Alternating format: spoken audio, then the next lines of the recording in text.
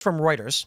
It's from this morning, and it is an outdated story, but there is a component of it. Explosions ring out in Tehran despite Trump's order to Israel to stop the strikes. Notice the passive tense in ring out. That's going to come back. Ring out.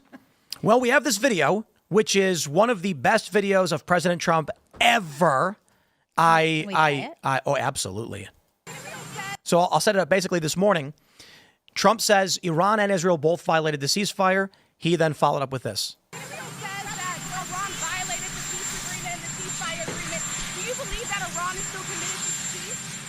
Yeah, I do. They violated it, but Israel violated it too. Are you questioning if Israel is committed? Israel, as soon as we made the deal, they came out and they dropped a load of bombs, the likes of which I've never seen before. The biggest load that we've seen. I'm not happy with Israel. You know, when I say, okay, now you have 12 hours, you don't go out in the first hour and just drop everything you have on them. So I'm not happy with them. I'm not happy with Iran either. But I'm really unhappy if Israel's going out this morning because of one rocket that didn't land, that was shot, perhaps by mistake, that didn't land. I'm not happy about that. You know what? We basically have two countries that have been fighting so long and so hard that they don't know what the fuck they're doing. Do you understand that? Legend. Yeah, that was legend. amazing. Now, the reason I brought up the Reuters post is that an hour and a half after Trump said, do not drop those bombs, Israel won't do it. They're doing a plane wave. The report came out that, in fact, Israel still went ahead with at least one of the strikes on a radar station in Iran in defiance of Trump saying, don't do it. Trump was pissed and dropped an expletive, which is kind of shocking for a president. But I love it. I love it. I loved the mafia tone of, do you understand? You know, I wanted him to almost say capiche. I think Trump is, well, he's clearly pissed. But I was shocked. And, you know, it was a coin toss for me. Will Israel defy what Donald Trump is saying? And they did. So what's the ramification of that going to be? Will Trump hold a grudge? And foreign aid to Israel. Well, basically what happened was he, after that amazing moment, got Bibi Netanyahu on the phone and was like, what is going on here? We had a ceasefire. Netanyahu alleged that there were rockets shot into Israel from Iran that had to be responded to. They had to get rid of this one last rocket launcher.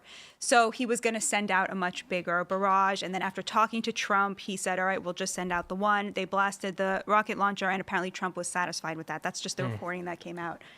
Take that as you will. I also thought that was an amazing moment. It was, to me, because he was on his way to NATO, and it felt a lot like, you know, when your dad is driving like you to a wedding or something, and you're fighting with your siblings in the back, and like your dad's hand comes back, is like, shut the F up. 2 hours. It's an hour and 45 minutes after Trump said, don't do it. And actually it was, I believe it was like a full 2 hours. Trump posted on Truth, Israel do not drop those bombs, and Israel will not drop those bombs, and they did. Was their excuse that they were already in transit, or the mission? An hour and a half later, you could turn around at any point. I mean, I'm not saying that they couldn't, but the point that I'm making is they might be like, oh, well, we didn't. It's like we tried calling the pilot with the bombs, and he's not answering. Well, they're going to make up. They're a state. They're going to make up all kinds of excuses as to why they couldn't. You know, they both violated it, both Iran and Israel. I'm just saying, will Trump tolerate being made to look like a chump? So I think actually President Trump and Prime Minister Netanyahu are on the same page, and they're playing good cop, bad cop throughout this entire thing. I think there's been intelligence sharing the entire time, and they have been on the same page and have been coordinating together. And in order to get Iran to the negotiating table, Israel's the bad guy and Trump's trying to be the good guy. So 4D chess. I think it's like 2D chess. It's like actually really straightforward. It's just extremely straightforward the way he's posturing. Like, I think Trump has a lot of moral clarity when it comes to Israel, and I don't think there's an act. I think the whole thing's been an act. Like that anger, that F-bomb, they wrote it. Not knowing about what Israel was going to do, how they were going to attack. I think the United States has been doing intelligence sharing with Israel throughout this entire thing. And I think Trump probably signed off on a lot of these attacks. He just wanted the plausible deniability of not being involved until he saw that it was a success. So the people who are like, the isolationist thinkers who are like, oh, maybe this means that Donald Trump's not going to support Israel anymore, I think are really missing the bigger picture of the art of the Thomas Massey.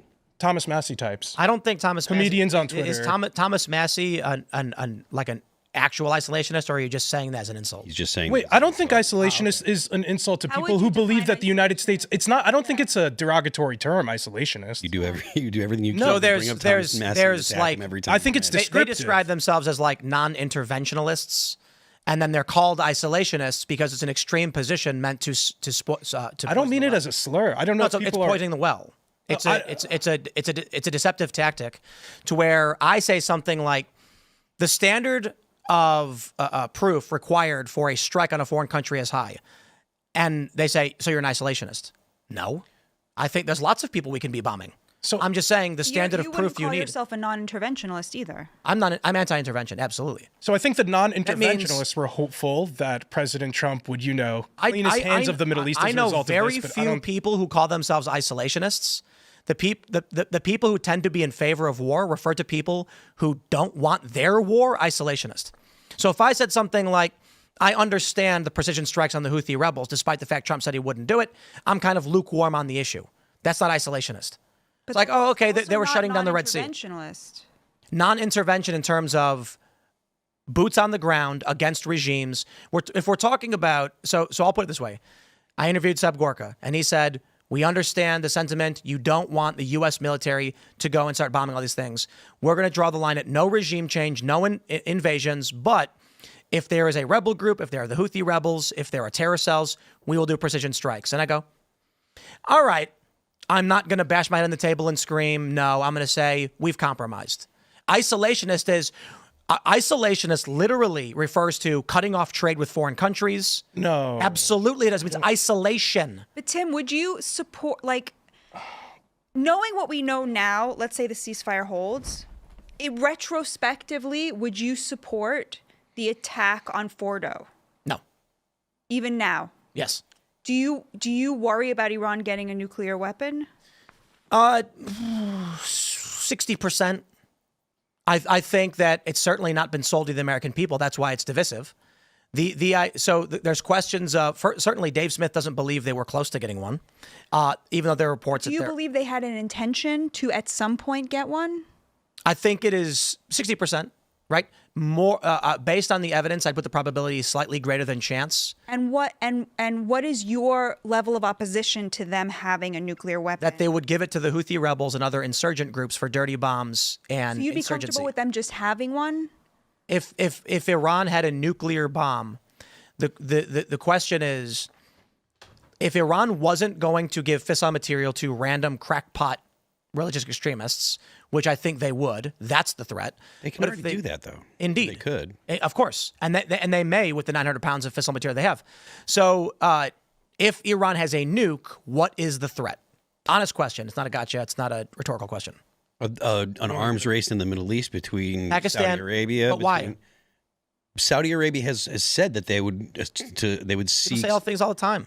Okay, so then you can, if you're going to ask the things that are likely, and then I'm going to say, well, these are the things that people have said, and then you said, well, I don't believe them. There's no point in even having the conversation. You're just going to be like, well, I'm going to believe the things that I want and not believe the things that I don't want, like, or the things that fit the right. story. So the issue is, what is our risk assessment? What is the risk that if we intervene with B-2 bombers and drop 14 bunker busters on a foreign country, that we drag other nations into the war and trigger the arms race itself? Okay, so Muammar Gaddafi gave up his arms program. Muammar Gaddafi gave up his arms program. Yes, and he was assured of certain the sanctions would be dropped. The UN was going to basically allow him to start developing without obstruction. They did not. So what did he do? It was somewhere around like 2009. He said, then we're going to keep enriching uranium. And they said, you will die now. And so what happens? We triggered an arms race. Iran becomes dead set on getting a nuclear bomb because they're like, if we negotiate with you, you're going to kill us anyway. Iran's been dead set on nuclear. Yeah, I mean, in bomb. 1995, the new. estimates were that they might have it in 5 years. The point is, Been working on it when for a the while. U.S. negotiates and then kills the guy, you affirm in the minds of those people in the region why they need to have those weapons. See, this is something I heard you say.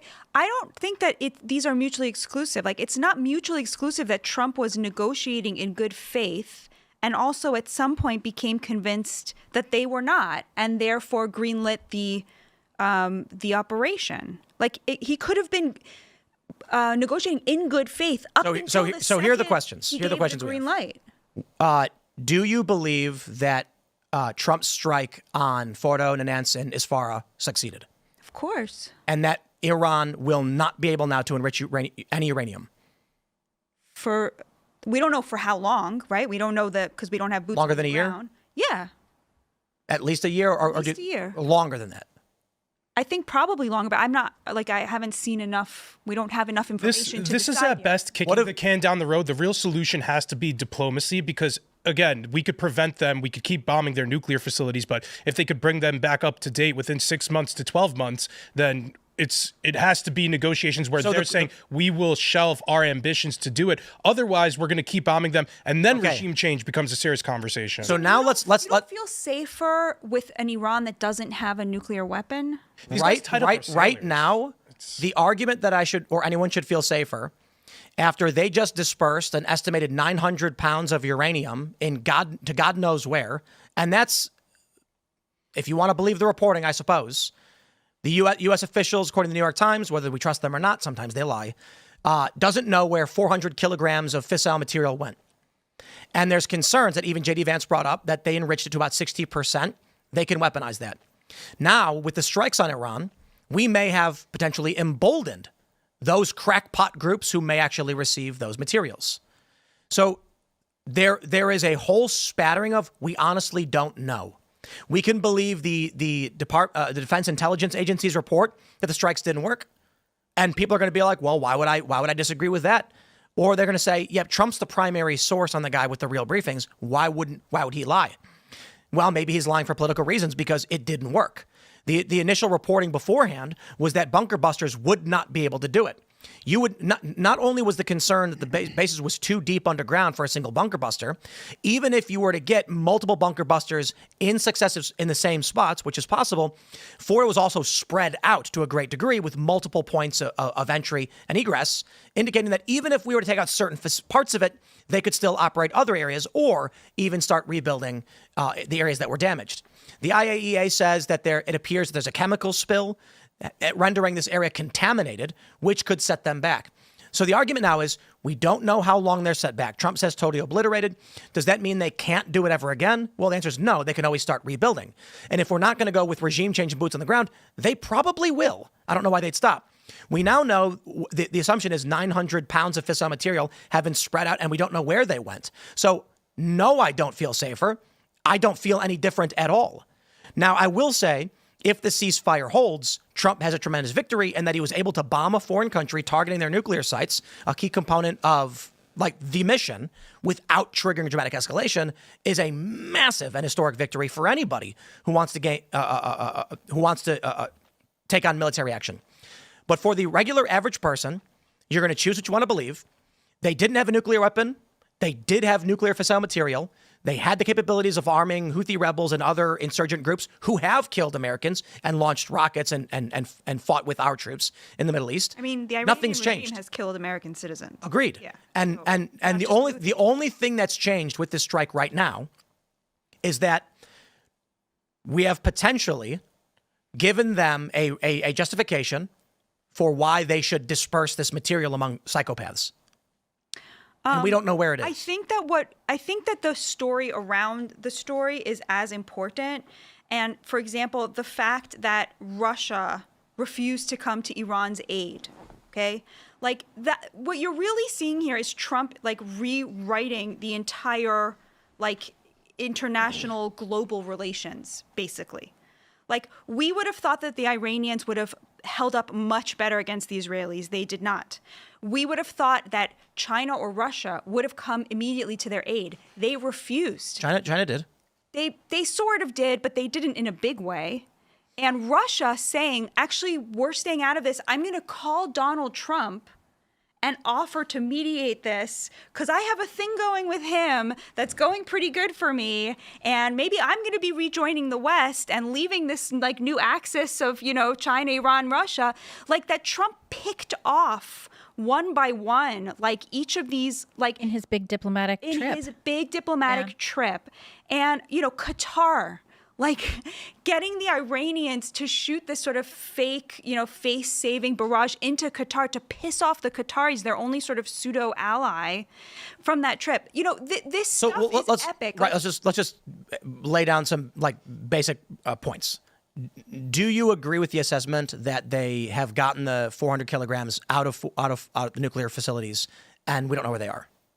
That has been reported. I think we're in fog of war. So like I've seen reports of that. I think a lot of the stuff is unknowable at this situation, including how long it'll take for them to regroup. We just don't know. But I think we've changed the conversation domestically, and I think we've changed the conversation internationally. With the probability that despite fog of war, there is the probability based on the reporting that, and I think just general common sense, when it became clear that Trump was telling them 6 months out, we're going to bomb your nuclear facilities, Iran probably set up contingencies for getting their uranium out because they want to keep it. That's like you're negotiating. You don't leave all your money in a bag in front of the guy who's going to take it from you. So I think there's a decent probability the uranium is gone. It's in China. Who knows? 16, 17 trucks were seen in a satellite image. That's just one satellite image. There's airplanes that came in too. That's right. And China sent cargo planes. That's right. And so with that being said, do you think that the U.S. striking Iran could anger Iranian-backed interests of any faction who may get access to the uranium? I think these people were like psychopaths trying to build a nuclear bomb to, eviscerate Israel and to hurt America. And I don't think that this changes the calculation. They were that before, and they were probably still that. Do you think that Iran would have launched a nuclear weapon at Israel as soon as they got it? That's what they said. So we could say, oh, you're lying to me. Like, you don't really want to do that. You really love me. You don't mean it. But that's what they said. They said, we want a nuclear weapon so that we can wipe Israel off the face of the planet and destroy America afterwards. Like, that's just their stated foreign policy objective. So, like, the idea that we could anger them into being even worse than, like, psychopaths who want a nuclear weapon to hurt our children and to destroy our ally, Israel, I don't see that as, like, a real argument. I guess the question is, were they actually close to building a nuclear weapon capable of launching it? I don't think that's a question. Like, we had an opportunity here. I think this is what I think happened. I think Trump initially probably didn't want to back the Israelis, but they were so successful and met with such little resistance. I mean, the absolute mastery of what they pulled off left him with this opportunity. I honestly don't think it matters if the Iranians were close, if it was going to be in 6 months or if it's going to be in 5 years. We had an opportunity to protect our children's future. Like, you take that opportunity when you get it, and to do it safely. What risk did the U.S. have to Iran having a nuke? It's the way that I think about it is Iran poses an existential threat to Israel. It does not pose an existential threat to the United States. It poses a strategic threat to our interests, and a very, very big one. And I think that, diplomacy, I agree with Elaad, is like the best way to get something like this to happen. But I think they were stringing the president along, and I think that pissed him off. So do you think Iran at this point will just back down and cease hostilities? I think the Ayatollah is very weak right now. He seems to me to have been isolated during this whole thing. I think the regime is very weak. I don't believe that we should be engaged in regime change, but I think probably all of us would agree it would be wonderful if the Iranian people themselves were able to find their way to a less brutal regime. But honestly, I think what changed was, this is something now we're all aware of is, this is a conversation that we're having that we were not having before because of the Obama era appeasement strategy that seemed to have failed. So, yeah. Others? I think that was succinct. I do think that if Iran got a nuclear weapon, they would definitely consider at least letting their proxy use it against American troops in the region so they have some plausible deniability against them. Also, if they were to acquire a nuclear weapon, it would sort of be the ultimate insurance policy for them. We wouldn't be able to inflict as much damage on them assuming that they could use the nuclear threat in response. So the same reason that, we ultimately can't support Ukraine too much, we don't want them to be too successful against Russia, is because we don't want to trigger a nuclear response. We don't want to give that option to sworn enemies of our country who support proxy groups in the area that attack Americans and our allies. I see this only as having changed the circumstances and alleviated nothing. It's kicking the can down the road, but the military pressure should get us to a deal. I think it's just changed the circumstances. It did change the Right. circumstances If in a Iran, better way. if Iran was in our intent favor. on using a nuke to blow up a country, then wouldn't they not say, okay, plan B, let's disperse this uranium into a bunch of dirty bombs and have them detonate into a bunch of major cities? I don't think that's in the regime's best interest right now because that would guarantee their topple. Why would nuking Israel be in their best interest? Well, that's been their stated goal of the Ayatollah by 2040 was to completely wipe off Israel off the So map. if they can smuggle weapons into Gaza, why not smuggle some uranium and dirty bombs now? So I don't think they. And also the Israeli intelligence on the ground. I mean, just like the level of intelligence, the number of Mossad agents embedded in the highest levels of the ICRG. So I think that there is going to be a lot more attention paid to that.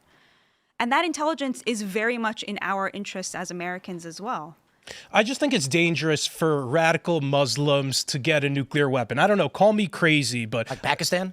yeah, and I think it's a bad thing that Pakistan has a weapon. So I don't understand how that's an argument We have some against me, results in really. from New It's a York. bad thing that they have. Oh, do we? Thanks for checking out this clip from Timcast IRL. Make sure to watch the show live Monday through Friday at 8 p.m. Subscribe to this channel, and we will see you all there.